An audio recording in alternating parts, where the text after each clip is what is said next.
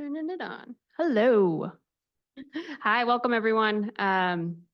Thank you for joining us today in this lovely space on this lovely day. It finally feels like fall, I think. I think it's here.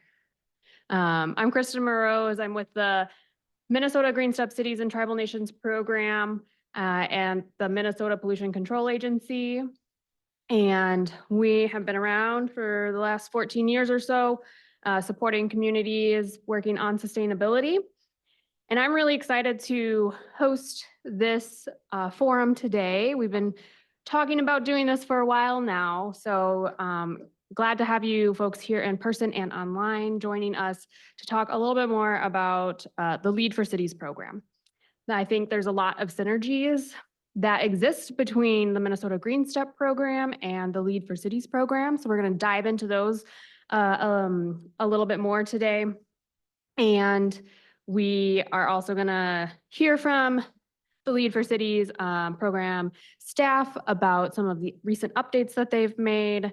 And also just kind of get your feedback on how maybe if you are a GreenStep city, how you might see LEED for Cities being utilized or aligned with our program. And so we'll have some discussion time for that as well. We are here until 3. Feel free to stick around after that too. We have the space until 3:30. Just a few logistics. There are some snacks on the kind of middle back table there for you. So feel free to grab that. Coffee, there's an espresso machine just on the other side of this little sitting area here. Restrooms are back left corner through a white door. And you probably can't get back through that door. So just go back out to the lobby and come back in that way. So you should be able to do that. And we'll keep an eye out if you're locked. There's a number code. Maybe talk to the front desk and get the number code. Okay. Okay, perfect. Check that. Thank you. So I do want to introduce our other staff that helped coordinate this, and this is really a collaboration between Minnesota GreenStep Cities and the LEED for Cities program staff, and so we put together our agenda and speakers today to share with all of you. And so do we want to have you come up here or join or pass the mic to you? Come up. Let's come up. Yeah, because then you'll be on camera too and all that fun stuff. We'll hear from you more as well. But so Brent, you're up first after me. I'll let you introduce yourself. Hi, everyone. Thank you for joining us today. My name is Brent Susky. I am a director with the U.S. Market Transformation and Development team. So I help to support all of the U.S. GBC activities across the state of Minnesota, and very happy to have this audience joining us. With that, I'll pass it to Hillary.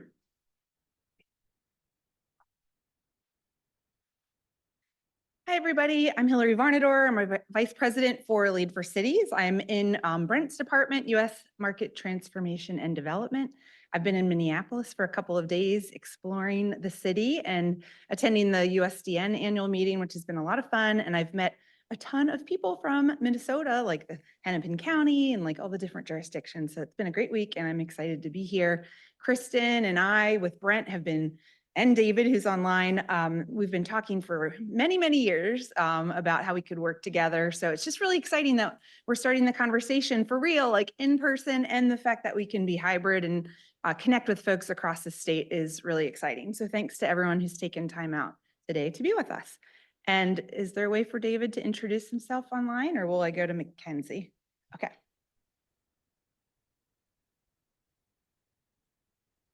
David, if you'd like to unmute yourself. I'm like a big floating head in the room right now. You are. Hello, everyone. David Abel. I'm in Louisville, Kentucky, and I'm on the client solutions team for LEED for Cities. And so my role is really working closely with all the cities that are trying to figure out what is LEED for Cities and how can you get started and make it make sense for your community. And so had the chance to work with lots of places in the region and happy to kind of engage deeper with Minnesota cities. So happy to be here. Thanks, David. And you've probably gotten the sense that the USGBC team is all over the place. So I think Brent mentioned you are in Minnesota. I am in Wisconsin, on the border of Minnesota and Wisconsin. So on any given moment, I'm on either side of the river in La Crosse, Wisconsin. Hillary, did you mention you were in Arizona? And you heard David in Louisville. So we're all around the area. Brent is really that point person in this state. And I'm Mackenzie Mindell. I'm the fellow for the Local Government Leadership Program. And my role is really to support local governments on the day-to-day process of certification and be supported in all the ways that we do so. We'll talk about that later in the Local Government Leadership Program. Hillary's going to come on up and give us an overview of LEED for Cities.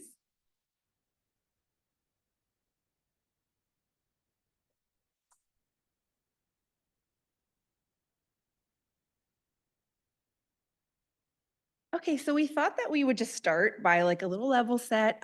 What is LEED for Cities? Lots has been happening in the last year. We did a big update to the rating system. And so I'm going to just do an overview of where things are with the program and the offerings, and even dig in a little bit to content, not too deep, but leaving time for questions because I really want to hear what is on your mind and what you're thinking about. So with that, we've been starting with this slide a lot lately because I've been talking to mayors and they all think when I say LEED for Cities, I mean, we're just measuring the sustainability of their buildings in a city, right? Or in a county. But what does it actually mean to certify an entire jurisdiction? That's what we're doing with this program. So we're not just looking at municipal operations, although that is totally included, but we're measuring quality of life, all the activities that are happening all the way out to your jurisdictional boundary, whether you're a village or a town or an entire county, everything that's going on within that boundary. And it's a holistic approach to sustainability. So we're measuring like all the activities, not just what's going on in the buildings themselves. Hundreds of cities, towns, and counties have been using the framework. I've been at USDN because I was a planner, then a sustainability director, so now I'm alumni over there. But it was members of the USDN sustainability directors who way back in the day, like in 2007, were saying, what is sustainability? How do we measure it? What does it mean? Like, what does it mean for a local government to like stand up a sustainability office? And what are the things that we ought to have in our purview that we're really pushing forward? And so it's really stood out as a framework and a roadmap for sustainability and now resilience directors, but many other types of folks in the jurisdictions have obviously gotten really involved in this work over the last 10 years. We work with every size place. Our smallest certified town is the village of, it's called Jupiter Inlet Colony. It's in Florida. There's less than 500 people that live there. They could do it. So anybody can do it. We've also worked with like mega cities like Surratt and big places like Sapporo, Chicago in the US, Houston, Phoenix, things like that. And lots of places in between. I think our median right now is about 143,000 actually. So we're working with a lot of smaller to mid-sized places. This rating system was built by and for local government. So it was not only USDN, but also NACO and NLC, ICLEI, these organizations that are like associations of local governments, whether they're elected, appointed, or staff, that back in that 07 timeframe, we're really coming together like, man, our members are really bugging us for this sustainability stuff. We need to come together and build something. And so first out the gate was the STAR community rating system. And you may have heard about that over the years. In 2017, we integrated or merged, brought STAR kind of back to USGBC because USGBC was another one of those founding partners that had the concept and the idea back then. So it was around that time frame that we said, you know, we're growing, like our business plan is kind of saying we need like certification and accreditation and education and all these departments that were already at USGBC. So we came kind of back to USGBC and have really been now institutionalized into like the LEED engine. So we're alongside if you're familiar with LEED products like BD&C and O&M and all the evolution to V5, like we're a part of that process, just as the Cities and Communities program. But it all started with local governments asking for it. We do go beyond buildings to measure that jurisdictional scale. Like I said, ideally, there's going to be this, maybe when we get to V5 or V6, like a much stronger connection. If you here, we're in a LEED building. So like, you're going to have your space that's going through these rating systems and the actual building. Then maybe you're in like an economic development zone. I know Monty Hillman's been working on LEED for communities over in St. Paul with the Port Authority. You can measure at the community scale. And then ultimately St. Paul, Minneapolis, these like the city themselves are participating. And there will be ties between those rating systems so that the folks that are engaging on the projects will be able to get credit kind of cross rating system. That's where we're headed with V5 and beyond. Like I said, it's a management framework. If you work in local government, whether you certify or not, I do implore you to like they're doing, like open it up and read it and see how it can help you. Depending on what department or agency you're in, you're likely to find something in there that is really outside of your scope and that you don't work on or know very well. I get into some of the clean transportation stuff with like all the new EV requirements. And I'm like, oh, this is like new to me because I didn't work on transportation mobility when I was in government.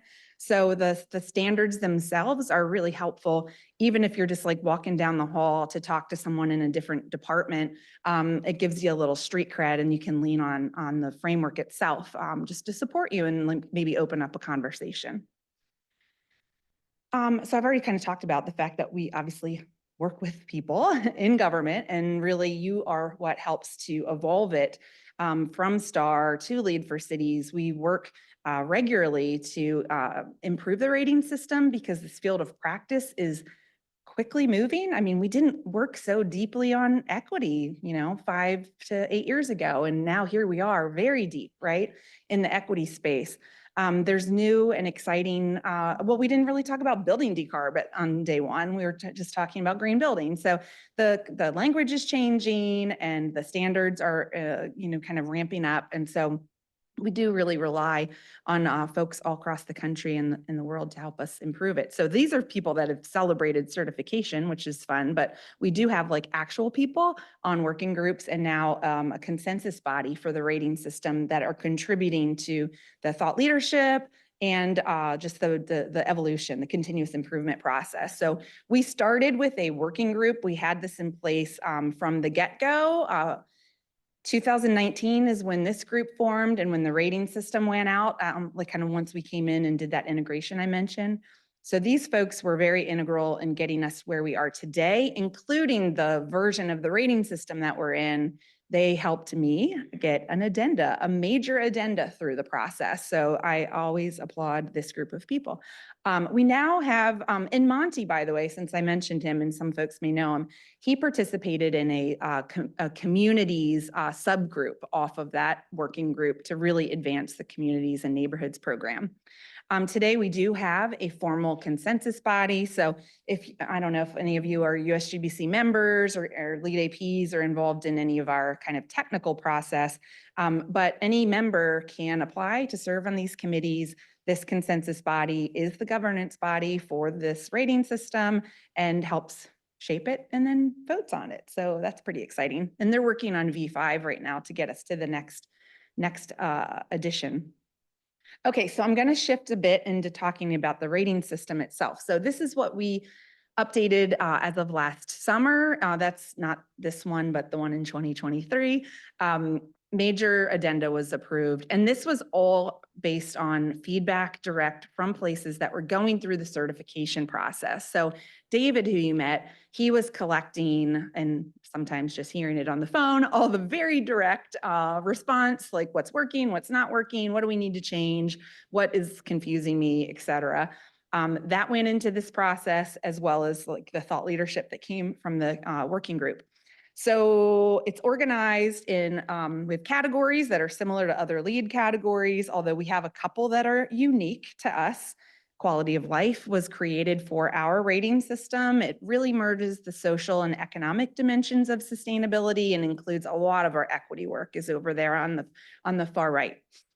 Materials and resources, that's mostly solid waste related stuff, and energy and emissions, water efficiency, I'm going backwards, transportation, land use, that is the LP, location and planning from the other rating systems, and natural systems is like sustainable sites. So we have like some different naming because we're working at a different scale, but overall the framework is set up like a typical LEED rating system. We have prerequisites and we have credits. Prereqs are required, credits are optional.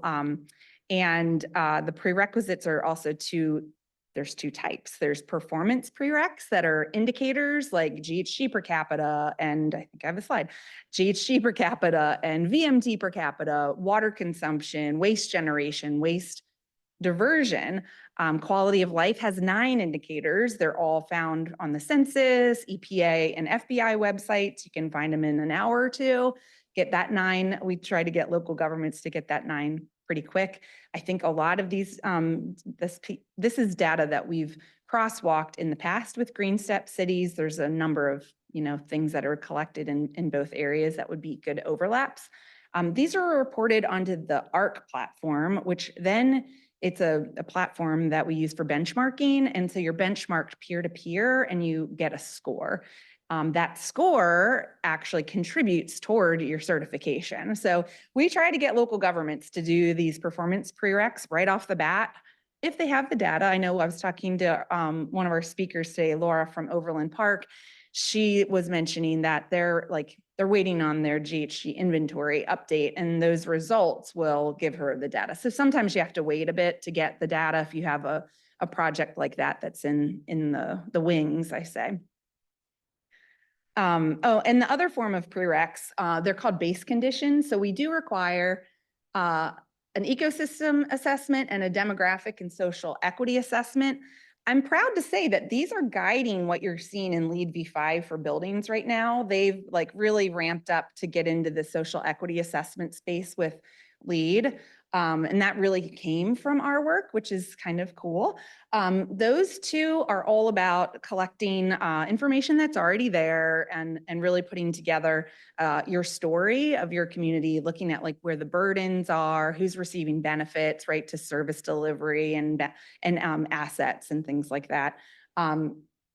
Those in the middle, water access, power access, and solid waste management, they're really looking at pretty base level conditions. Like, do you provide solid waste management pickup? Do you provide, do residents in your community have access to electricity? Do they have access to clean water and wastewater treatment and things like that? This is a global rating system. And so there's places that may not meet those prereqs. And in that case, they have a 5-year planning kind of option for those, but just pointing those out. They're pretty straightforward for our US cities, towns, and counties. Okay, so we'll just do a little walk through the rating system to show you around a bit. In natural systems, just to give you a flavor, green spaces always been a favorite credit of many. It's looking at access to green space. If you do CDP reporting, I know they ask for total acreage of green space. We take it to the next level and we're looking at the proportion of residents that live within a half-mile distance to the green space. Typically in the US, you can find it on Park Score from the Trust for Public Land. So we also kind of point you to those data sources as well. Urban forest cover was added this year. A lot of people working on urban forest management plans and addressing urban heat. So that's kind of a new and exciting kind of part of that credit. We also have resilience planning in this section, and we always had vulnerability assessment in the resilience plan there. Everybody was getting those points because frankly, most folks are working on that. It doesn't have to say resilience plan on the cover of the plan, but you have to have all the elements of it, in a plan. But we did add points if you're improving resilience, if you can demonstrate that you're taking action off the plan and improving conditions for residents. So that's kind of cool. Over in transportation, land use, compact, mixed use, and transit-oriented development. It's tough. It's based on LEED ND. It's where you really have more design kind of guidelines and pretty tough standards.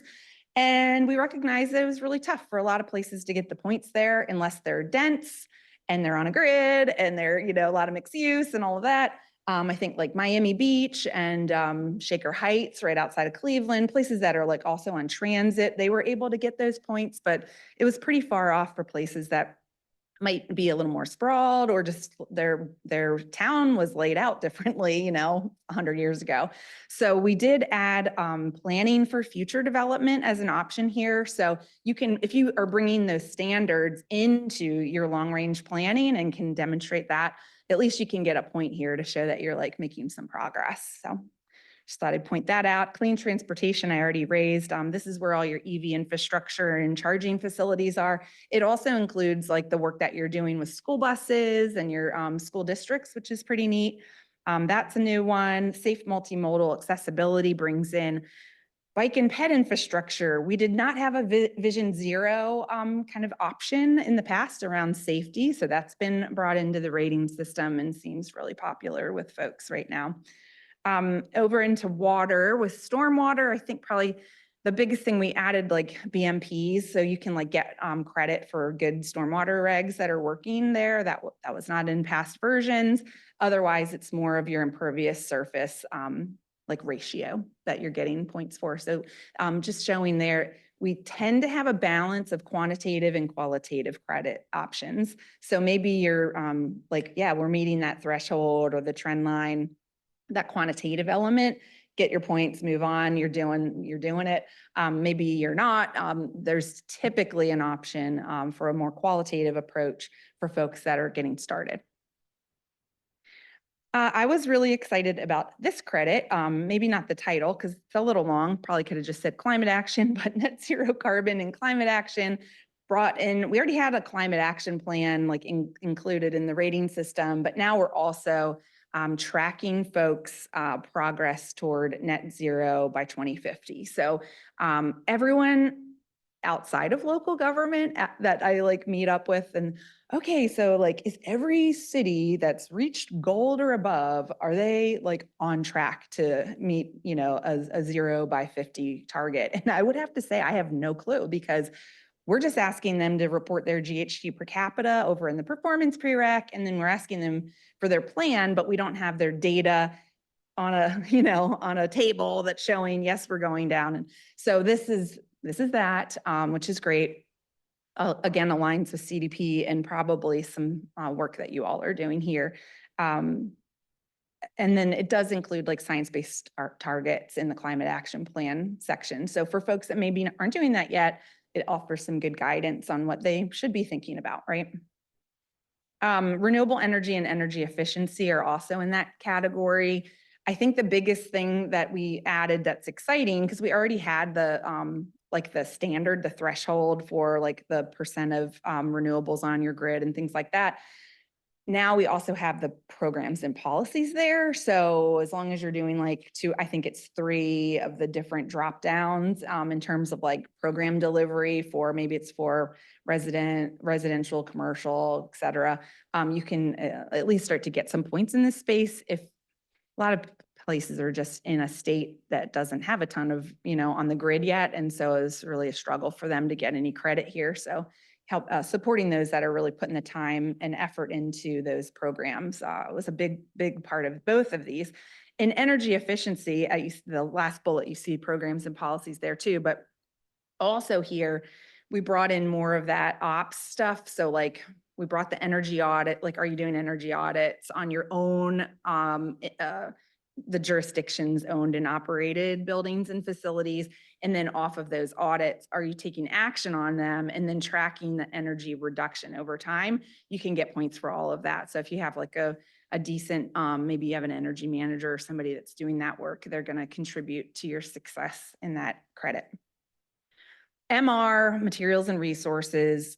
Folks were doing really bad in the last version of the rating system because, well, for one, I think we use we generate a lot of trash in general in the country. So like the waste generation and diversion part of this, the performance score, most folks were getting like 0 or 1 point over there because we just like use too much. but we did want to work on the credits to make sure that they're more accessible. And this is a category where we received quite a lot of feedback and like guiding it forward. So one place is we did add a responsible procurement credit to really incentivize folks to get procurement policies in place if they didn't have one as a start. This one also includes embodied carbon reduction in the projects that you're working on as a jurisdiction. We also, the material recovery credit, I think might have been worded, so I didn't mention this, but in the past version, cities and communities were combined. And so communities can be those like neighborhoods or business improvement districts, which things are just really different at that scale. And so some of the options in the last version didn't really apply to local governments. And so we just tried to like completely change that. So this version is only for local governments. So everything in it applies to a city, a town, or a county. And now the communities have their own like separate rating system if they're working at that neighborhood or, you know, in inner jurisdictional scale. Material recovery is one where we just had to like maybe make it more just realistic. Like what are we actually doing in local government around material recovery? So even things like if you have a habitat restore, if you're doing like outreach and education events with your community, like I love the ones where you bring all your broken stuff and people help you fix it, right? Like those types of things that are real and they're community building, like that is here, as well as things like, you know, if you have landfill bans, like I know where I am from in Maryland, no C&D, no yard waste, right? We had certain like bans of what you could bring to the landfill. That's in this credit. So like some of there's policy as well in this one, but it's a really cool credit that has a lot of stuff in it. I'm sure you would find a path to implement it. Check my time. Okay. So I'll just go to quality of life next. When we redid the rating system, and many of you probably didn't see the old version, so I'm like telling you like you knew the old one, but we tried to make this category just really easy to navigate and use just common terms as the names of the credits. So before we had some credits like trend improvement and distributional equity that were really interesting, but they had a whole bunch of topics like within them. And so folks couldn't necessarily find what they were looking for. We kept all of the content of those. We just put them under proper headings. So now we have like public health. We know what we mean by public health. And there's a whole variety of elements to this credit addressing the items on the screen. Obviously public health metrics to start, but also policies, air and noise. Economic growth and opportunity, that's another example. That's where all the jobs and prosperity stuff has moved to. It did pull in things from distributional equity, so around income distribution, workforce readiness, and equitable employment. Those were just in other credits before, but this one too has strategies to improve it, like project labor agreements and community benefits, or that type of work is in there. Okay, I think that's all. So just to reiterate, you can see too, since I'm just on quality of life, social services, economic growth, EJ, housing, transportation, public health, education, civil and human rights. Like you see the title and you kind of know what to expect. It's really helpful, especially if you're bringing folks into the process that may not, you know, be familiar with all of these things, but maybe you're like, hey, you're like the stormwater person, like let's just dig into that credit. We tried to make the framework really easy to navigate. So now I'm just gonna like shift into a kind of a wrap up to show you ways that we've been deploying LEED for Cities and how folks are using it. I'm not gonna read this one because we've already kind of talked about it, but it really truly is your guide, your roadmap. I think one of my funders was like, it's the sustainability Bible. I'm like, whatever, it's just whatever you want to call it, but it's like, it's your go-to. Like absolutely folks are coming through this to just see where they are. You're getting a baseline assessment of like today. This is looking at what you've accomplished up until now so that you can find those gaps and those weaker areas that are then opportunities for the future, right? So that you can prioritize investment, get folks excited and work together to fix the things that you've seen in there. Like, oh man, maybe you just don't collect the data. I mean, that's often an issue, but like, oh, well, we haven't prioritized that yet. So then you can talk about whether you want to in the future, but maybe it's something you thought you were doing really well on and you find out you're a little lower performing than you expected. It's just a good opportunity to really get a level set on things and have that kind of accountability, right? And so there's just a couple examples here. We have like Santa Fe did this great results report that this was like right off the bat back in 2020. They certified and like instantly Neil put out this results report. I mean, he really just went through their certification, and for every single thing that they did well, they were like, hooray, this is why we did well. And everything that they missed, he said why, and talked about what they could do next and who they should be working with to make that happen. Was super transparent about it, just threw it up on the website and really connected with community on it. And that seems to be the norm now, just being really open and honest about where those gaps are, because likely you all have folks in community that are looking to do this work, like different aspects of it, and it really helps them to see maybe areas that they could dig in and help a little bit. So the results have been really helping recently folks take advantage of all the funding coming through the IRA and the, well, IRA and Bill, like as all the feds like to call them, but all the grants and opportunities, right? If you've gone through this process and you know where you are, you're really poised to talk about it, first of all, and then also identify those areas that you could deploy a lot more with more resource. So it's easy to ask for money because you know what you need, right? And you have the rating and the certification to back you up. This is Howard County, Maryland. When they certified, their Senator Cardin happened to be doing like one of his little road shows about the IRA. And he was like, here you go. Like every single thing in your report is like shovel ready, like get the grants together, let's go. So it can be a really exciting time for that kind of work. And so we do also say like elevate the work that you're doing, bring in your state and federal representatives into this process. Maybe not like at every meeting, but for at least the celebration so they know what you're doing. And then some places, and y'all are probably already doing this, but with GreenStep, the information you're collecting, I'm sure you're aligning it with planning process. Most people are doing it. Well, sometimes they'll go through it, LEED for Cities first, and then push results into the plan, or sometimes the plan's first and they just say, we're going to do LEED for Cities in the plan. And then that helps them get the support to do LEED for Cities.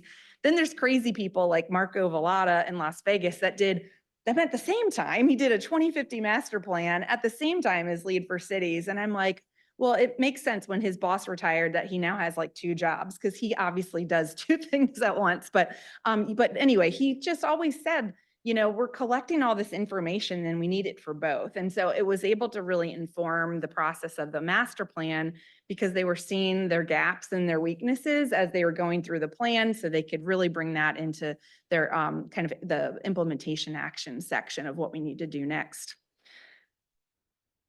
And then also, I guess, you can just open the guide itself. Like I was talking about the EV piece, like you can just grab standards and then say like, that could feed into policy. If someone's working on a policy in your local government and you don't really know what the standard should be, just you grab it for that, right? And help it inform your policy. That's done very often. I was a sustainability director, I mentioned. I was an office of one. I fortunately was able to grow that with Obama era funding, and then just grab all these like random departments that just, I think, wanted a new home to grow my office. But this process itself, other than doing that, gets you talking to everyone and empowering new champions across your government. It helps to break down silos and do that cross-departmental work, so that ultimately, like, you're not the only person that's like in charge of all of this, but that you've really enabled others to feel a part of it and give them a role, right? And then obviously you're bringing your community together. I know I should have asked maybe by show of hands, but like, folks in government, are you mostly focused on internal, like operations, internal teams maybe? And then I'm going to ask external, like, is your work more community facing? So like, are you doing more internal looks right now? Anybody? Can't see people on the external community stuff. Yeah, cool. So you're going to invite all these people to your events. The external stuff's fun, right? Because then you can really engage like your Chamber of Commerce, all your NGOs, your community-based organizations, maybe some other private sector partners, academia, right? I know academia is here, so that's good. But it really helps to bring people together and celebrate success. I forgot that this is in here. We're not going to watch it. This is just our friend in Fort Lauderdale. Oh boy. Talking about, okay, you're welcome, everybody. I messed up. I totally messed up. Give me a second. The last slide that I'm going to share is this one. Okay, it's funny. By now I should know that that video is going to jump out at me. It happens all the time and I keep forgetting about it. But that video is just an example when you certify both excitement at that moment, but also a way to really communicate this long sustainability word, multi-syllable word to the public. And so we have examples that we can share of videos and like social media promotion that local governments have used to really like break down this complicated certification and this complicated sustainability word to our constituents so that they get on board and we increase their knowledge and capacity on these issues. So I was just going to stop on this slide. This is some different ways that folks are using LEED for Cities now in their communities. And maybe those of you that have participated in GreenStep, it'd be interesting to know which of these you've done and maybe opportunities that you see together. And maybe I'll pause and see if is anybody doing any of these with GreenStep? You have grants in the state that you can probably, so it's probably improved eligibility for grants. How many people in the room have done GreenStep cities in this room? Okay. Where's this shy audience? Hang on. Okay. I won't put you on the spot. I don't see a lot of hands. Okay. Well, I think, does anybody have questions of me before we move on? Yeah. Yeah. Do I use this one? If you're, oh, cool. Yeah, and I'll ask David, if you see any questions in the chat, maybe you could like say them, like come off mute and say them as well. But for now, we do have a couple in the room, so let's go. Hi, so a little bit earlier, you mentioned that there was a ban on C&D waste in Maryland. Where is that waste going? Like to like a separate facility where it's being recycled and turned into new resources. Yeah, so there's like it's sort of like a MRF, but for C&D, right? Well, it's not a MRF. It doesn't have the conveyor belt. That would be dangerous. Yeah, nothing was permitted in the landfill at all. I'm from Frederick County, Maryland, and we're about an hour-ish. I don't live there anymore, but that's where I grew up. We're about an hour outside of DC. And the issue is zero capacity in the landfill, right? We filled our landfill a while ago and huge fights about whether to go to waste to energy or what to do, right? All these economic studies and vendors from like, I don't know, all over the world trying to sell stuff, right? Technologies, our commissioners. So it is really a issue with like, where are we going to put our waste? We have no space, so we have to recycle things. And it's actually a pretty like suburban rural county. I mean, it was a very large county with only about 270,000 people. So there was room for a landfill, but obviously no one wants that, right? So they were moving to like transfer stations and trucking to like West Virginia and probably Ohio and I think Pennsylvania. And so like what we have and what we're doing with it was a huge issue, and C&D so heavy that it was going to cost a ton of money to move it anywhere. So it started to build a market, for folks to like actually recycle it and reuse the material and stuff like that. Yeah, I live in Tucson now, and you just throw anything in the dump. It just says like, no carcasses, I think, on the sign. I was like, okay, because space is not an issue there. Yeah. Another question? David, go ahead.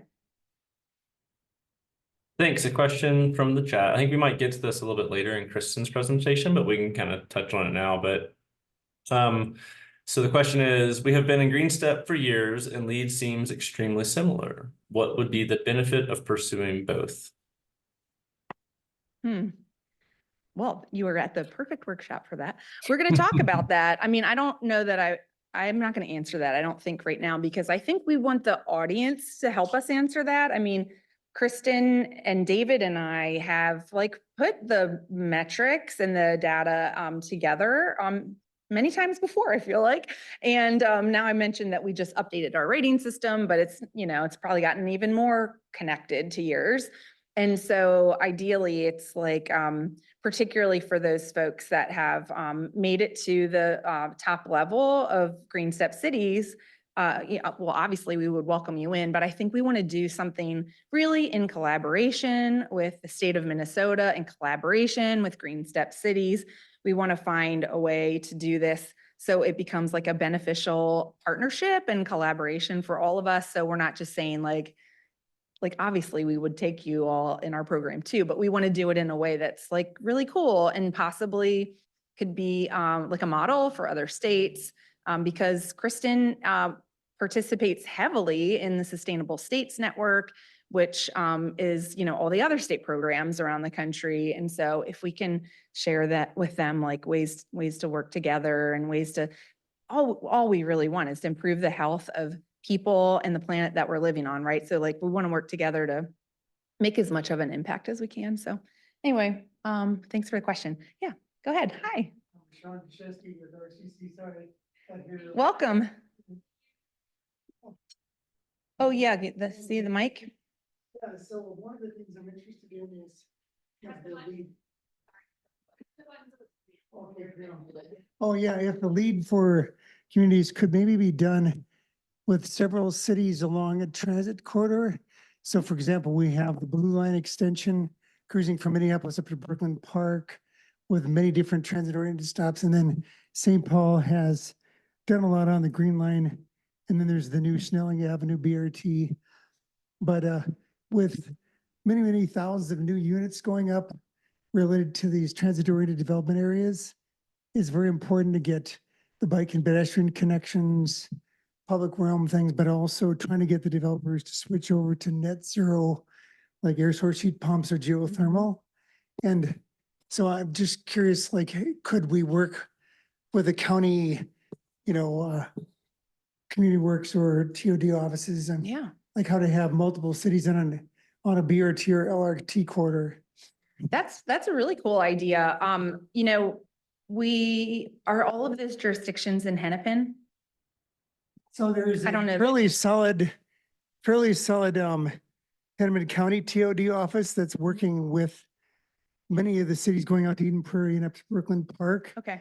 But then there'd be a separate kind of the EDA with Ramsey County could tie in with, you know, St. Paul, but that would go all the way up to Arden Hills Okay. for the gigantic Rice Creek Commons site. So in addition to these TOD areas, there's also some very large redevelopments like the Brookdale Mall area, the Nicollet Lake area. So there's large multi-acre areas that are tied into these TOD districts. Okay, cool. Well, a couple things. I mean, on the TOD itself, like those specific like development/redevelopment areas, you know, you could refer to there's a compact mixed use transit oriented development credit in LEED for Cities that has a ton of standards around like density and uses that may be applicable for the folks that are just doing the work on the ground.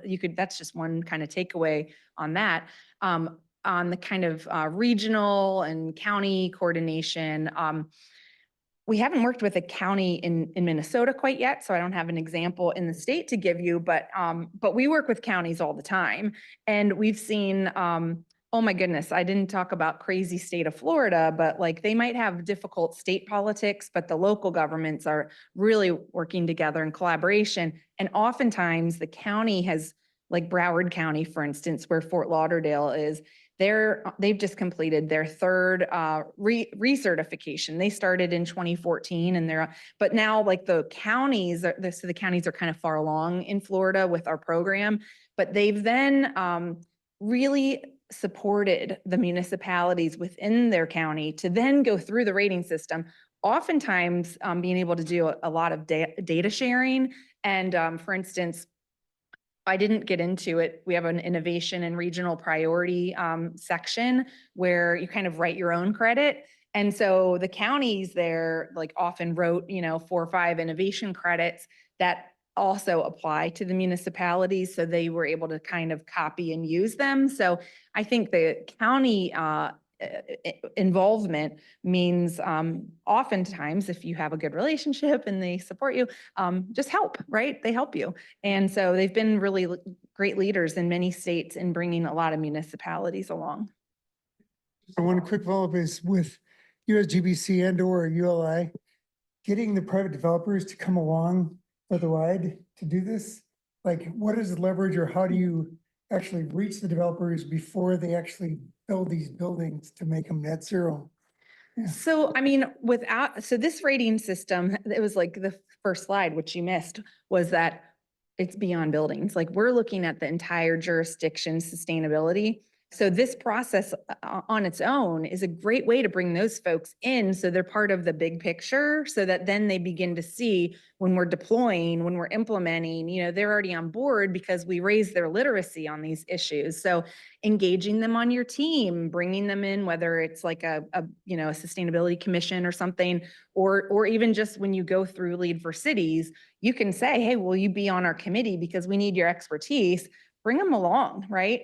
Billings, Montana, they had their Energy and Conservation Commission do the whole thing. And they had all those stakeholders. They had the utility, she was in charge of the energy and emissions category.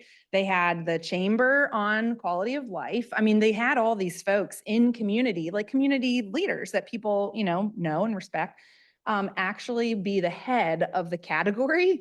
And like for the energy one in particular, I mean, a lot of places have trouble getting the utility data needed. In their case, they had no trouble because she worked for the utility. She was like a VP for their electric utility. And so she was like, oh, I have this report. I have this information. Like, we're done. We're good. So I think bring them along, right?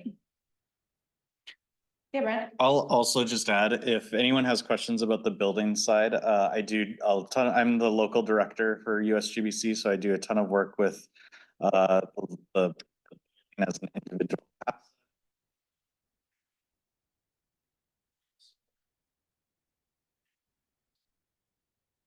So we do have conversations with projects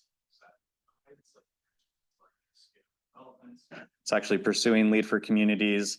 I've had some conversations with the team up at Arden Hills and in Ramsey County.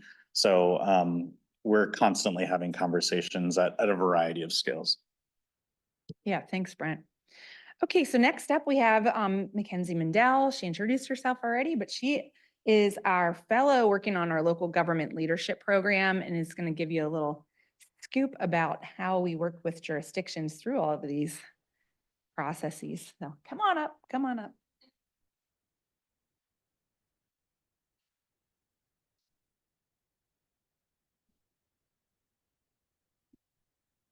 Yes, thank you, Hillary. And thank you for the questions so far too. We have many opportunity to ask those. So if you didn't have your question answered, there will be another opportunity. So just kind of an agenda reminder from right now, we're going to talk about the local government leadership program. Then we're going to have a small panel with 2 participants, and then we're going to break out into discussion. So just so you know what's coming next, we know sitting can be burdensome on our bodies and our minds. So raise of hand, how many people in this room live in local governments? Do you live within a local government? Yeah. Do you work for a local government? Do you work with a local government? How about Hillary laughed at me when I didn't ask this question, and Issaquah, how many people are in elected positions? Okay, great. I don't know if anyone online, me too, me too. How many appointed folks?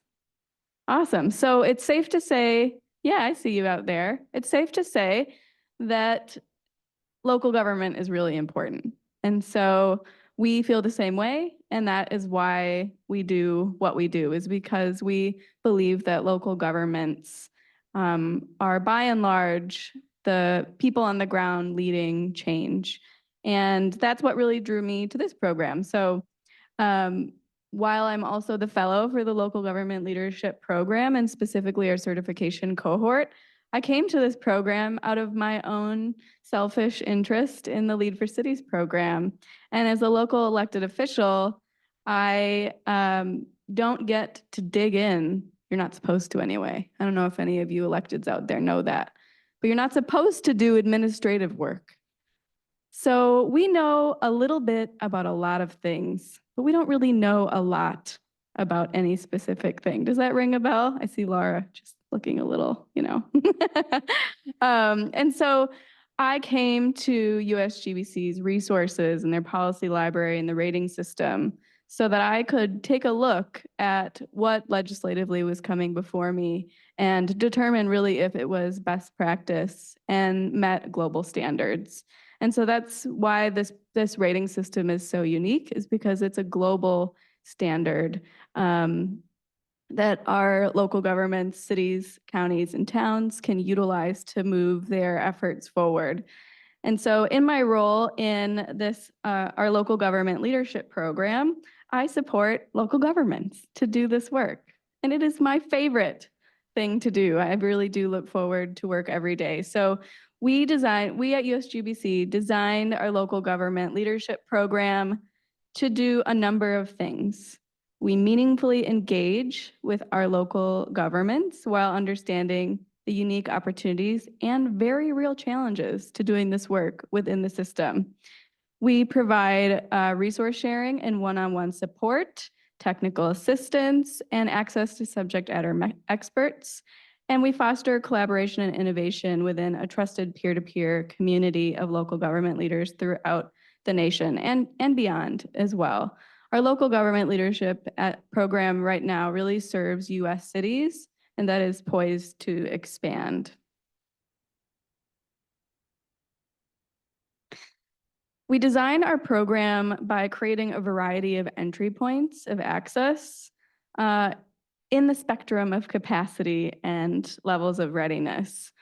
In your local government and your experience in local government, you probably recognize that some cities, counties, or towns, or villages experience climate action in different ways. Some people have GHG inventories.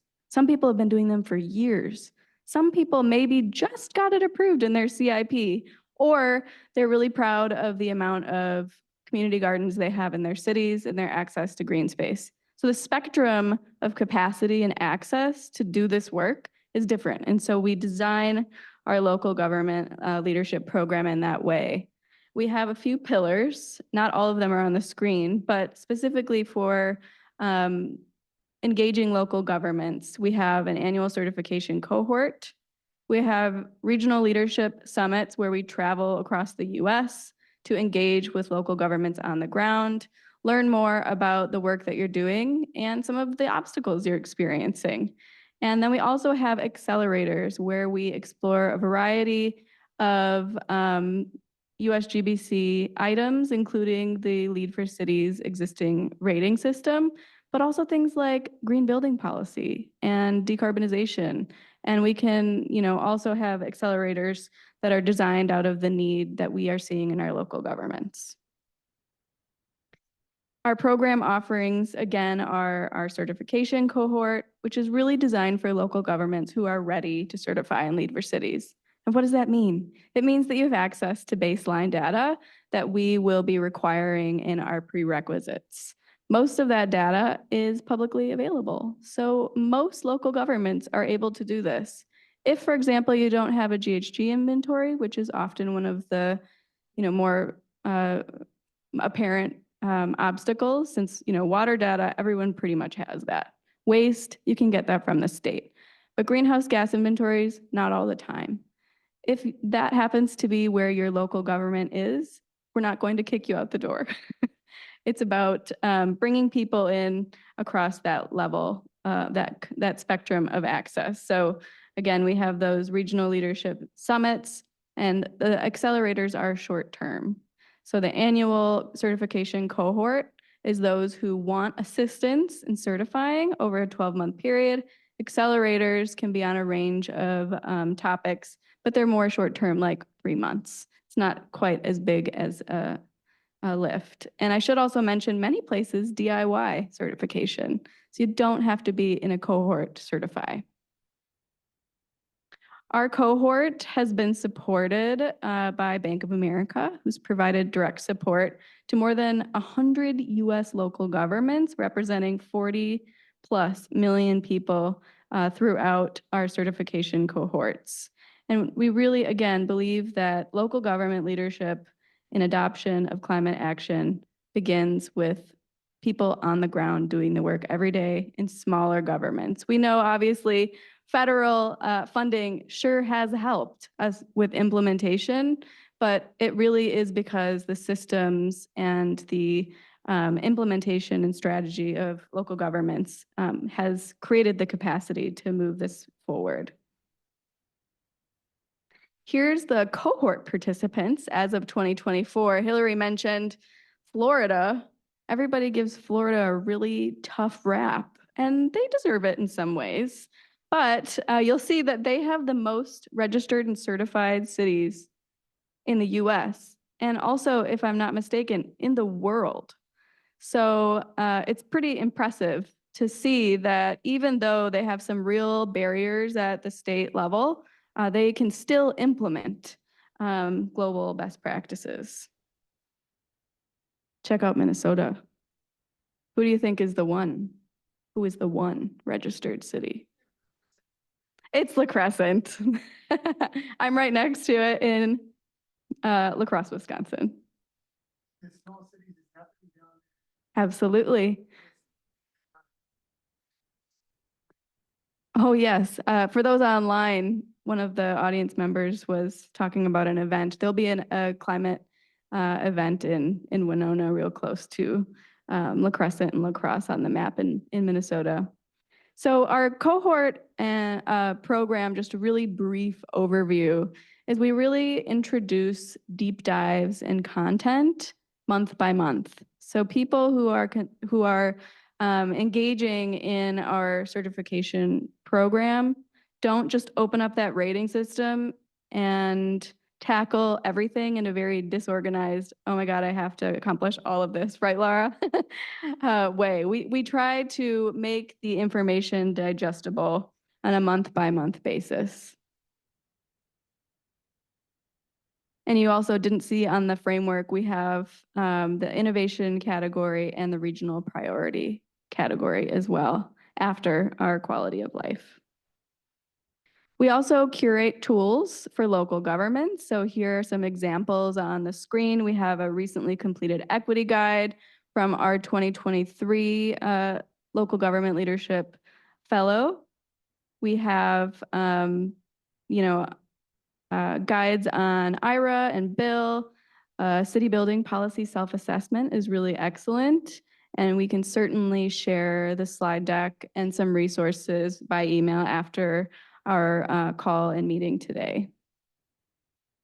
And really, again, I won't read this on the screen, but our programming and local government leadership program is really designed to reduce barriers to certification.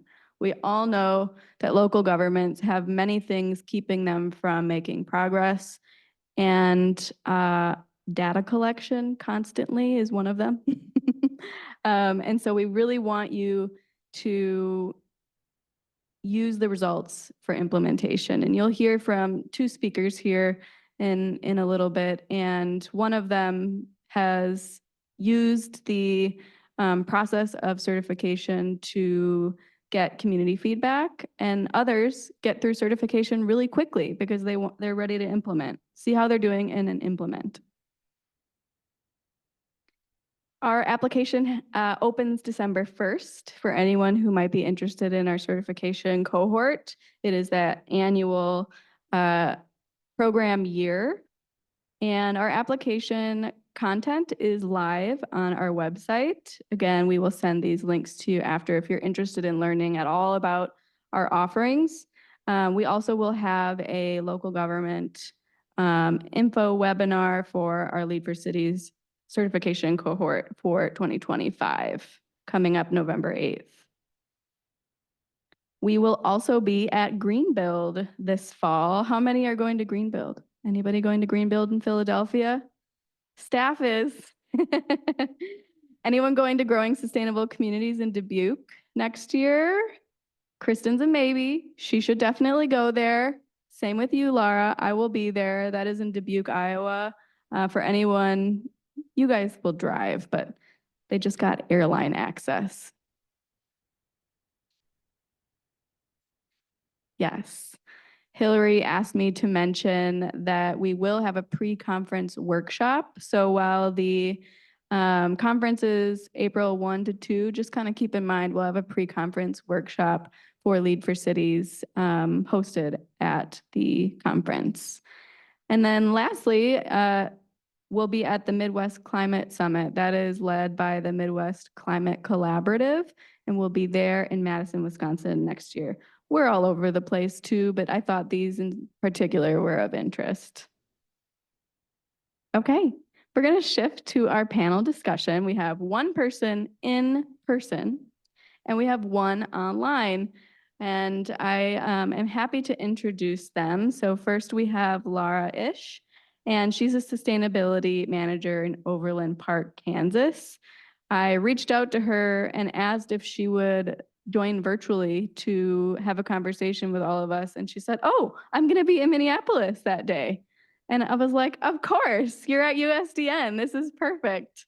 And then we also have Kelly Hilliard in Middleton, Wisconsin. Laura is currently a 2024 cohort member, and Kelly was a cohort member in 2020, I believe. She is also the sustainability manager in Middleton, Wisconsin. So Laura, if you don't mind coming up, or you are welcome to use a microphone in your seat. You'll just have to project your voice, whatever you feel most comfortable with. And then Kelly will be online. So what I'm going to do in transition, Laura has said she's very tired. Did anybody else go to USDN? Because y'all must be tired. Yeah, cool. Well, first I'm going to ask if each speaker could share what their role is and what their jurisdiction's priorities are. And if you could just briefly explain why you wanted to be part of our local government leadership program certification cohort.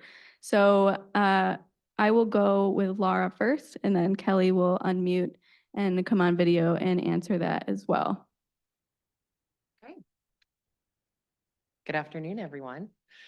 Laura Ish, Sustainability Manager for Overland Park, Kansas. I am Overland Park's first sustainability manager. And just kind of full disclosure, I had gone through this process before when I was the sustainability manager for Kansas City, Missouri. It's kind of neat to see our climate plan up there that we were trying to do at exactly the same time, which made it a little bit difficult to do. But when Overland Park said they were hiring someone, literally, it's the same commute from my house to KCMO as it is to Overland Park, just the opposite direction. And I was like, hey, this is our biggest suburb, and getting them on board with climate action and sustainability is like a passion. So went over there. They didn't even know really what they wanted me to do. They just wanted me to do the thing. And so I said, well, the first thing we're going to do is we're going to celebrate our successes, the great stuff we've already done. And then after we've celebrated those successes and got council and everybody excited, then we're going to start measuring. We're going to start gathering data, and we're going to start seeing how we compare to peer cities so that we can make a really informed sustainability program going forward. And so Lead for Cities was one of the very simple ways that we could show, I mean, literally their scorecard is so easy to present to elected officials and the public to show this is where we are compared to other cities. So that's why I'm here.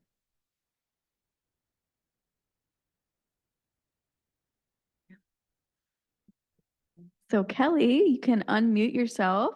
Great. Can you hear me? Yes. Thank you. Wonderful. Thanks for having me. It's really exciting to be talking to Minnesotans because we're usually looking in envy with some of your policies from our side of Wisconsin. So I'm Kelly Hilliard. I'm also the first sustainability coordinator that was full-time at the city of Middleton. I started in 2019. And Middleton is a city of about 24,000 on the west side of Madison. And we have similar goals to a lot of other more progressive cities in Wisconsin on climate action.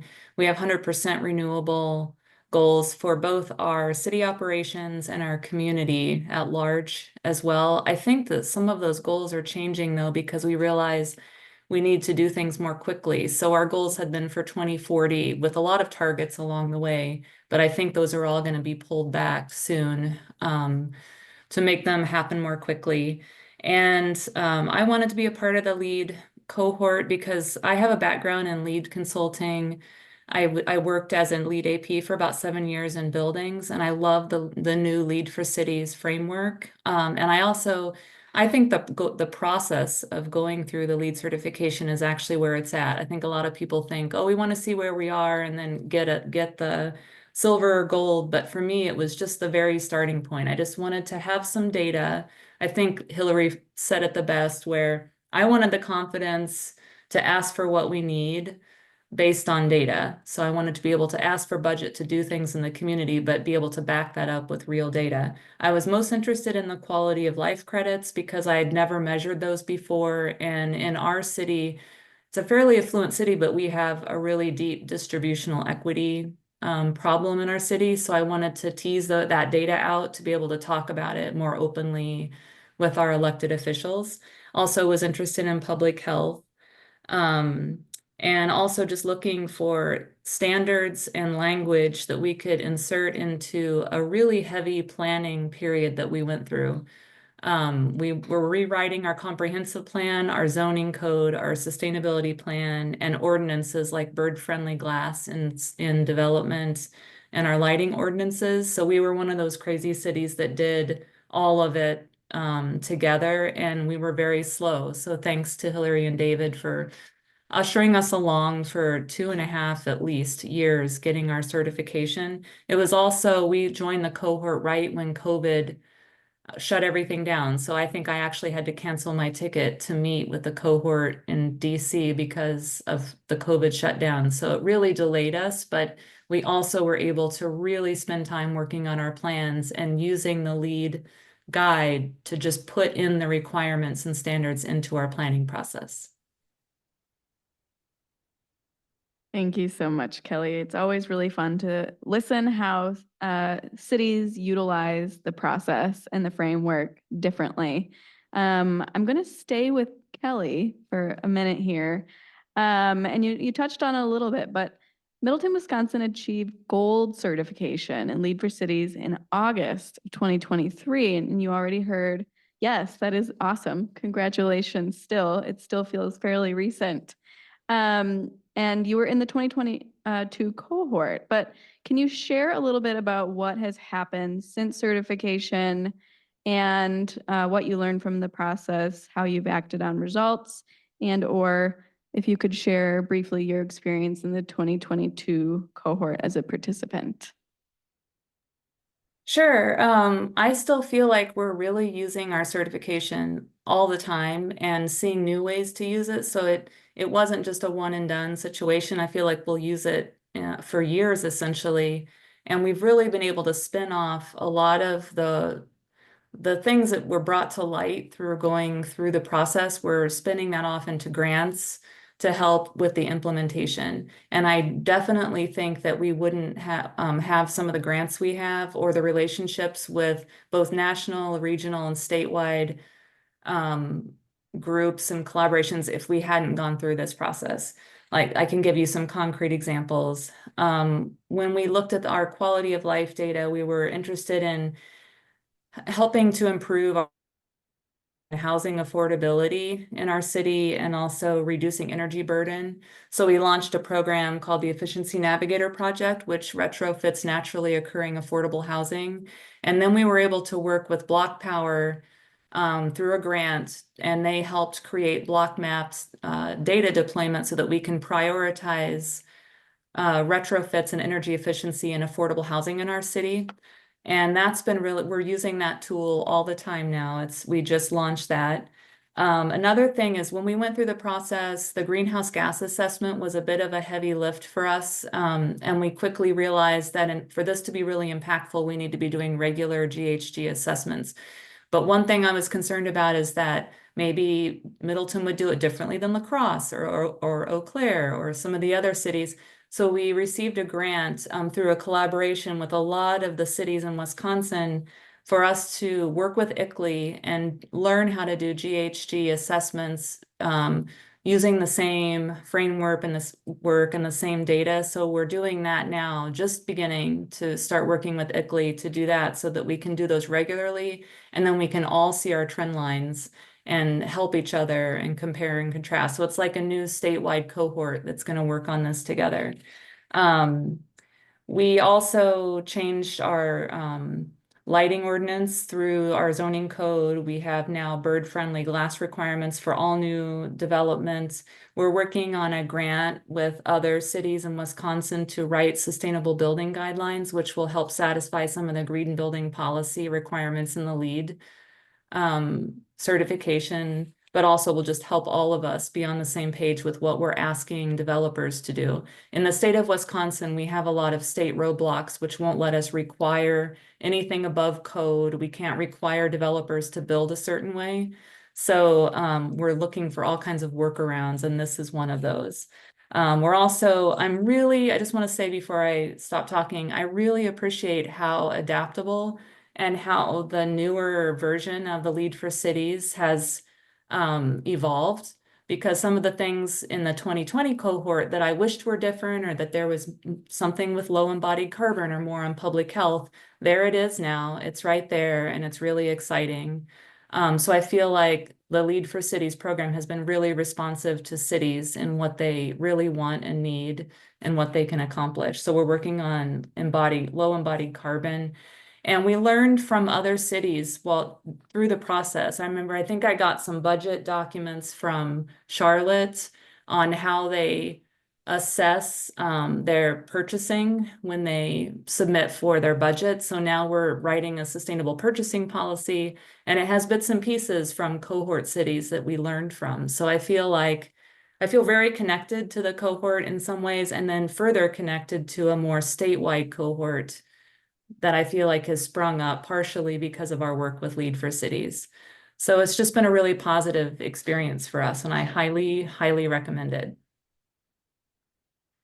Wow, Kelly, I'm really glad that was recorded. That was really wonderful. And Kelly mentioned that they have a lighting ordinance, and I was talking to David Abel on the call, who really is the technical expert. To me, I go to him with questions all the time, but he mentioned that rarely ever does anyone get the lighting points, because it is just not, being adopted across the US. And so definitely made a bookmark in my head notebook to go look at that ordinance for certain. Last question, and we're a little bit behind on time, but that's okay, because there are other areas that we can adjust. And this is so critically important to hear from sustainability managers. So don't feel like you have to rush, Laura. The city of Overland Park was selected to be part of the 2024 National LEED for Cities cohort, and you're about halfway through the program year. Yay. Can you share how your experience has been so far? If there are obstacles that other prospective participants of the cohort or the rating system might want to know, and what your team's goals are for certification. And you can reread that. Oh, no, that's okay. I'll start with, our big goal for certification is just to be as good as our county, which our Johnson County, Kansas certified and was LEED Gold. So we're striving to at least be on the level of our county. From my experience, this has made what could be a very political thing for me much easier. And I say that because Kansas is a red state and Johnson County is a blue dot in the middle of said red state. And depending on what suburb you're in, we're all more purple, really. So, and Overland Park is a very purple suburb. So there's some very progressive thinking, and then there's also some very conservative thinking, especially from the fiscal standpoint. And so there was, when I came on, not to belittle, we had a council person that literally, when it was asking about the position I was going to hold, actually asked, they're not going to be doing any of that DEI stuff, are they? So that's kind of the situation that I'm in from a political space. So by doing LEED for Cities, we're doing something that the county's already done. We're doing something that other cities have already done. It's a very nationally well-recognized framework. And so when I went to my city and said, hey, I'm going to need a community-wide greenhouse gas inventory, and we're going to have to do that, something that could have been very climate political related, which is like, we need it. Why? Well, it's part of the prerequisites for LEED for City certification. So fabulously, it took all of the politics out of that and made it so much easier for me. It's also made it easier because everybody wants, all our council people, no matter what side of the political spectrum you're on, they want really good data to be able to do work. So I think it's wonderful that we can just go collect some of that data that I was like, oh, how are we going to get through this one? How am I going to explain this to council? Nope. Piece of LEED for Cities, check a box, and nobody's said a word. And they're all very excited to see how it turns out. I can tell you, going through the cohort this time, it's just, because when we went through before, it was kind of, when I was with KCMO, it was kind of a COVID time and everybody was kind of, wow, what's going on? This group has been fabulous. I just have to say, like from the day one where they just kind of, we drank from the fire hose of orientation and everything will hit you at once. And then, you go to the first monthly meeting and they're like, oh yeah, all that stuff we said that you've all completely forgotten. Here's how we break it into chunks so you can do this going forward. And Mackenzie specifically, to her credit, is available. Like, don't call her at 3 a.m. She has little kids at home, but man, she's available like all the time if we have questions, and especially if we just get off a call and we've all been kind of Teams messaging back and forth in Overland Park, but then our cohort meeting's over. It's like, oh, great. Now I'm going to call Mackenzie 20 minutes after the meeting to ask a question I probably could have asked during the cohort. And it is really nice going through it with a bunch of Florida cities that are also going through a lot of crazy stuff right now. And I can tell you, Overland Park, we're here, we're excited about it, but we are so far behind in the cohort just because we are in this process doing our greenhouse gas inventory. We are doing our natural resources management plan, which was inserted as part of our larger parks plan because it's a thing we need. So we're getting all this wonderful planning done. So we're going to be the city that's going to be at the very end kind of throwing things at you. And I hope you aren't too upset about that.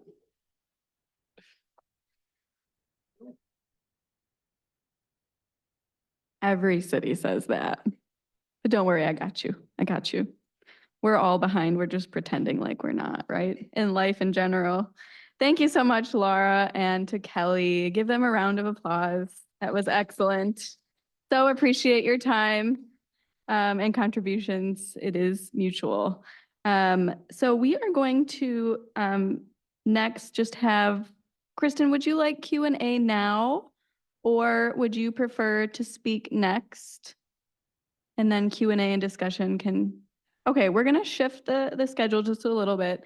So now I'm gonna have Kristen come up, talk a little bit about GreenStep and LEED for Cities alignment.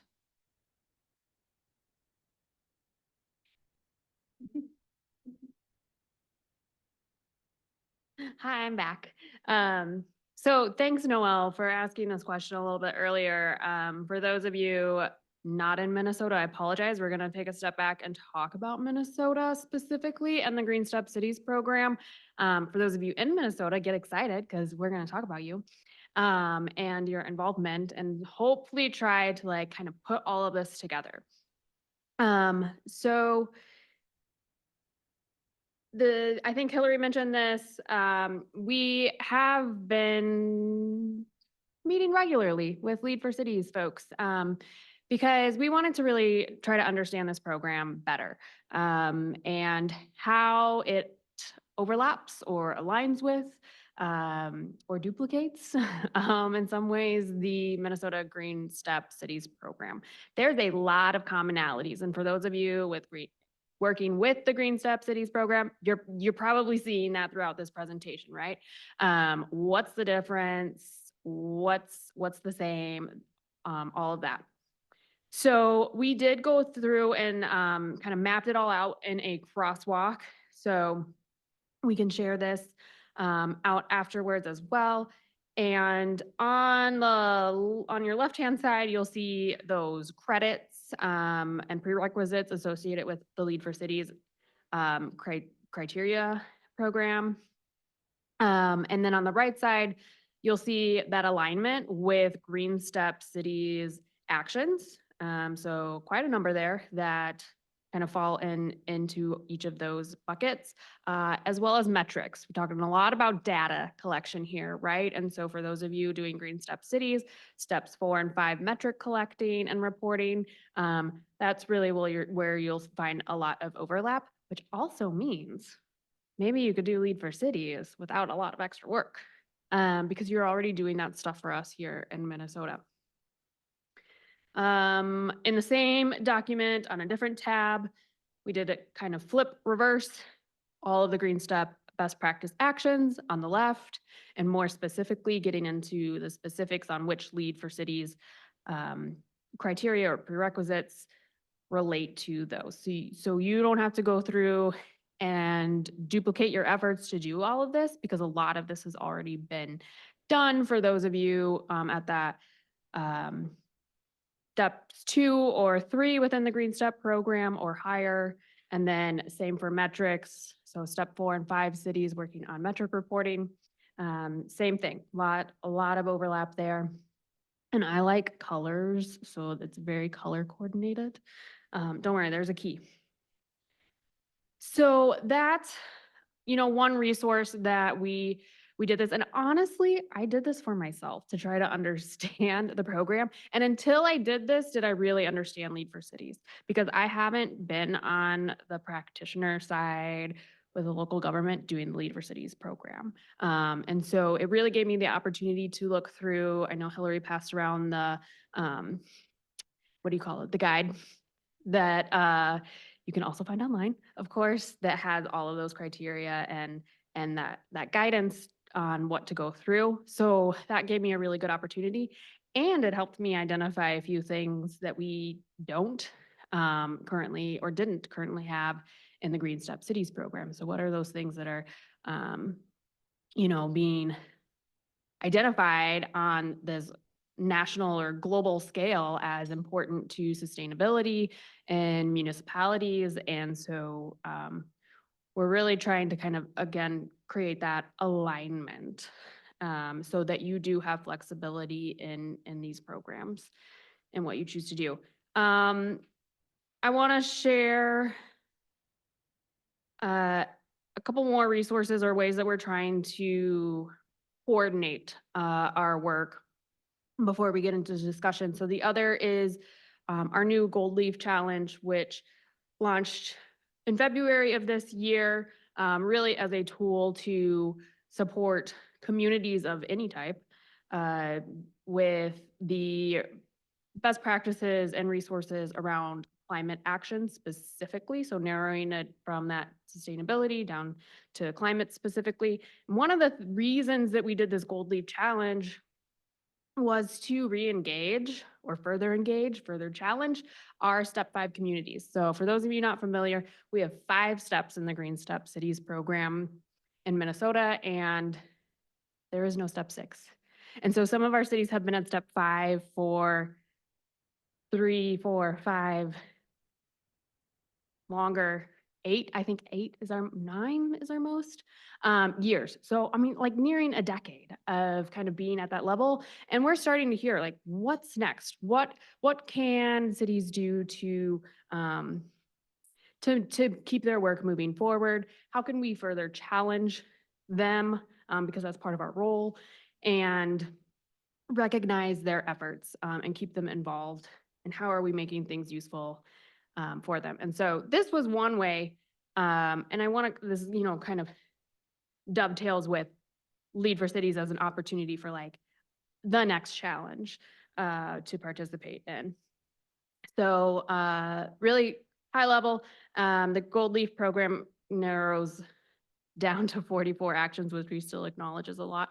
But both of our programs are really more menu-based. Here are all of the ideas and things you could do.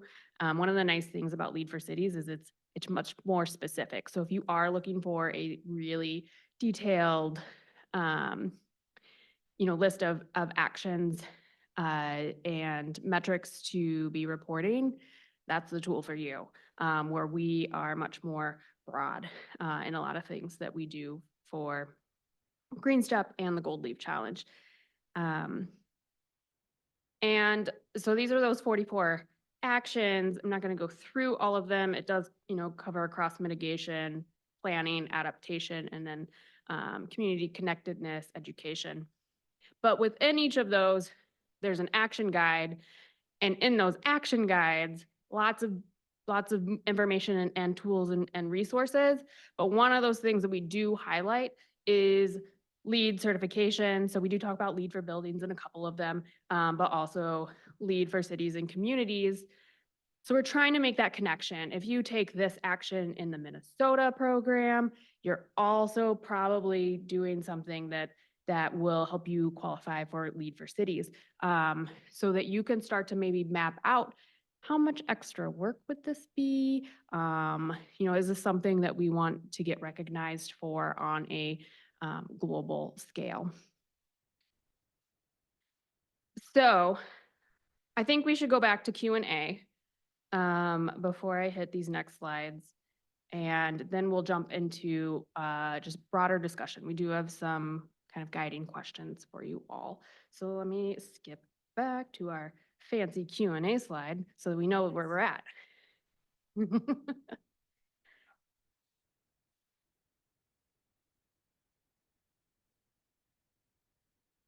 Yeah, so anything from any of our presenters, panelists, clarifying questions or general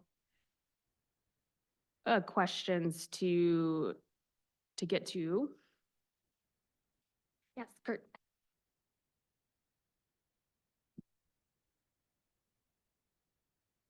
Were there outliers either in GreenStep cities or LEED for cities that did not align? Yes, and in that mapping document, when you go into it, that's identified too. So there are definitely, both sides, things that are included in one, but not the other.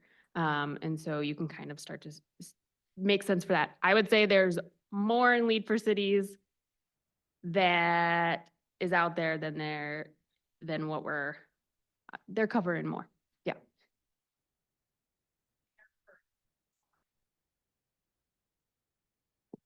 In Kristen's slides, I saw active living guidelines or something like that on yours. We had active living as a separate credit when we had the star rating system, but not everything carried forward because we tried to compress it a little bit because star was said to be too big, too much. But something like that, that's in GreenStep cities, that's not in LEED for cities, you could write up a credit for innovation. So that's one way that in the other direction. Yes, for sure. That is an option in both our programs. Yeah.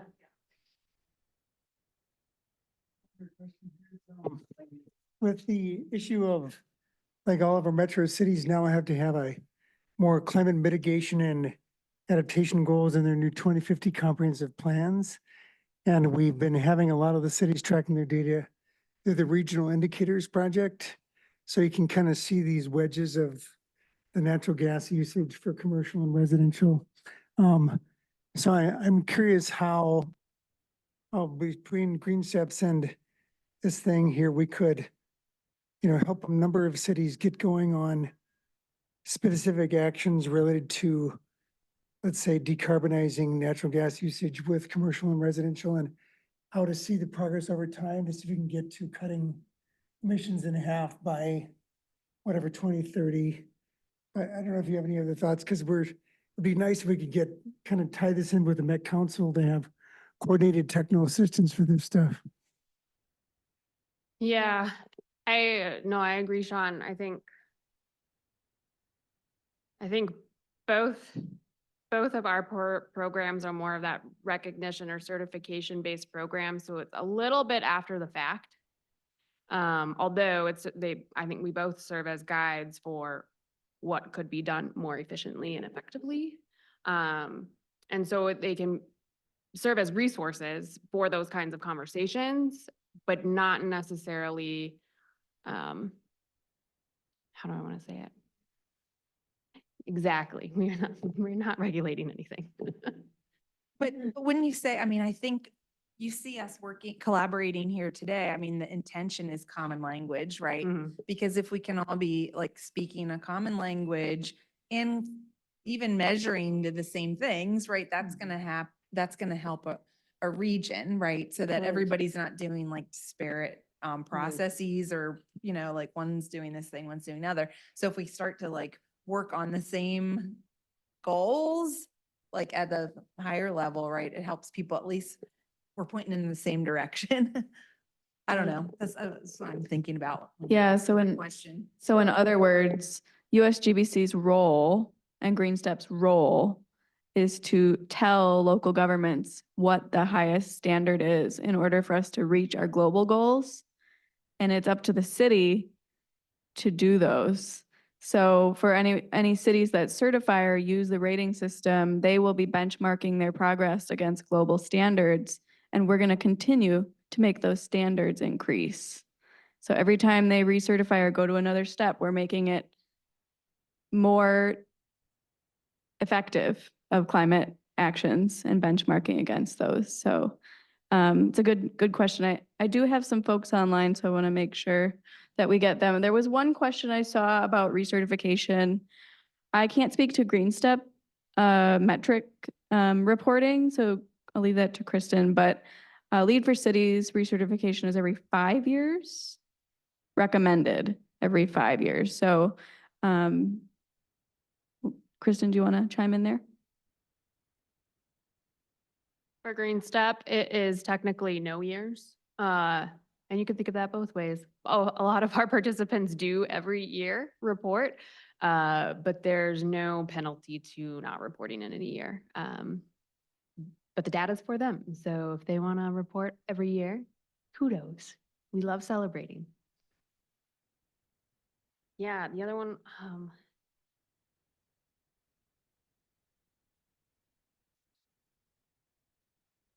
yeah, oh yeah, being GreenStep certified would also be an innovation point and LEED for Cities. So doing one gets you points in the other. Double dip. Yeah, Kayla. Let's get you a. So let's say I am currently in GreenStep City and I want to, or I'm, considering the LEED for Cities program. What is my next step? Ooh, okay. It is a good segue into like what could exist in terms of further alignment, but specifically logistically, maybe you can talk about like how does a city sign up for LEED for City is regardless of. the I mean, GreenStep well, one thing we have not talked about at all is if like, there's no like fancy technology widget that we've developed yet that would just like, shoot your data into our platform or something. So we haven't figured out any like sexy, sophisticated way to make this like that part just like seamless. So let's just, in full transparency, we're just starting But the we don't. conversation. Yeah. Like LEED for Cities is even we use like Dropbox and Excel right now. All LEED products are moving on to a new platform. I believe it's being announced at Greenbuild. LEED for Cities and LEED for Communities will be moving onto that platform in the 2025 to 2026 timeframe, of which we'll have more of an online application for certification and then a place to store data and like go back to year after year, right? But that is not the case today, so you can't just like, phew. All that said, like any local government can apply for the cohort, the certification cohort that's coming up. And I mean, like 95% of our projects in a year go through that process because there's so much regular support. There's orientation and the monthly monthly meetings and the office hours and stuff like that. So happy to talk to you about like what that looks like if you're interested. And Mackenzie, being the fellow for that program, is a great person to talk to here in the room. But yeah, I think that we could figure that out. Go in maybe like even going deeper with the alignment stuff to see like, is it the exact same data, right? I know like I did this with CDP. It's like, okay, total acreage green space. We need total acreage of green space plus take it a next step further. Like, because ultimately it's like that, is it the exact same piece of data, right? So we can really say like, you've already got it. And there may even be like an alternative compliance path or a way for us to in this relationship, maybe identify with like certification review on our side, if there's like, maybe there's 25 things in GreenStep cities that are already collected and you can show evidence of it. Maybe you don't have to drop it into our spreadsheet and do it all over again. I don't know, but that seems like something we could fully explore as a benefit to Minnesota jurisdictions as part of this relationship. But I think that's what we want to scope with you guys, like what would make it easy for you and what would make it feel like something worthwhile. Right? Yeah, and we've definitely looked at like our own metrics and are they designed a little bit differently in LEED for Cities? And would it be a lot of effort for us to change those metrics on our side? So again, if you do decide to move into LEED for Cities, you're not having to recreate that information and you can continue building off of it. Okay, let's talk about furthering alignment. So GreenStep Cities, like I said, 5 steps. We don't have a step 6, but would step 6 be LEED for cities and communities? Like maybe you get to still be a GreenStep city, and if you're doing LEED for cities, you don't have to do our stuff anymore, but you still get to say you're a Minnesota GreenStep city. I'm throwing out ideas, and this is part of the discussion we want to have with you all. And really, we're just getting started. I should mention that Nicole is here, and Nicole Smiley is serving as our Green Corps member this year, so just started a month ago. And Nicole's work this year is really focusing on this idea. For those communities that have been leading the way in sustainability in Minnesota, what's next? How do we keep challenging you? How do we keep giving you the tools and resources that you need? And so this is just one idea of many that we're trying to explore. And maybe, you know, you go through steps 1, 2, and 3, and then you decide to do LEED for cities, and that takes care of your step 4 and 5 certification on our end. Because again, we don't want to be duplicating your efforts. I think both programs give you the tools and resources to have these conversations, make these decisions in your community. And so kind of creating this alternative path approach. So lots to kind of think about and consider. Again, this is really just the beginning of the conversation for us. But we do have some discussion questions. Did you want to facilitate?